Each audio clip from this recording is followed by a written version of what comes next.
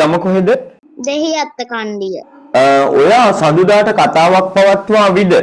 Will you deliver a speech on Monday? Will you deliver a speech on Monday?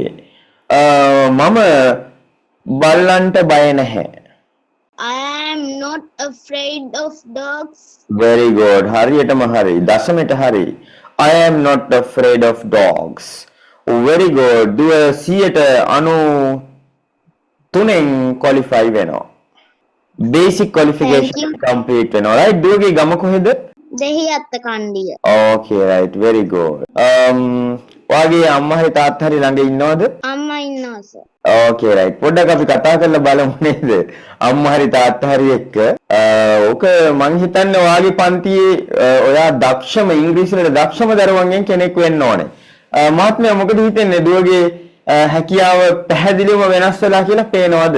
ඔව් අනිවාර්යයෙන්ම මේ තාම ඉන්නේ 5 වසර දැන් මේ අවුරුදු තමයි 6 වසරට යන්නේ. වයිෆුත් එක්ක තමයි ගොඩක් ගෙදර ඉන්න ගමන් ප්‍රැක්ටිස් කරන්නේ. දැන් විභාගෙන් පස්සේ පෙරට වැඩ කරනවා ගෙදරගෙන. ඇත්තටම හොඳට වැඩේ කරගෙන යනවා. ඒක තමයි. බලන්නකො ඔන්ලයින් ක්ලාස් එකකින් ඔච්චර හොඳ මට්ටමකට එනවා කියන්නේ හරිම ලොකු මට්ටමක්. හොඳ දශමයට එන්න පුළුවන් දැන් දුවට.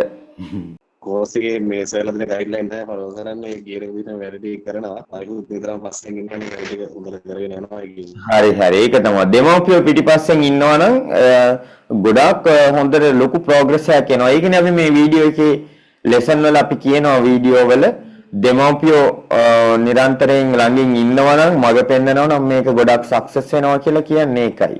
very good. බොහොම ස්තුතියි මහත්මයා. අපි ඔබතුමාගේ බිරිඳට ස්තුති කරනවා දුවට මෙච්චර හොඳට ගයිඩ් කරන එක සම්බන්ධයෙන්. thank you sir. right, okay, yes, right. English medium දරුවා ස්කූල් එකේ තියෙනවද English medium? English medium තියෙනවා sir. English medium තමයි දාන්නේ තාම. right, right. අනිවාර්යයෙන්ම English medium දාන්න කිසි දෙයකට බය වෙන්න එපා, right?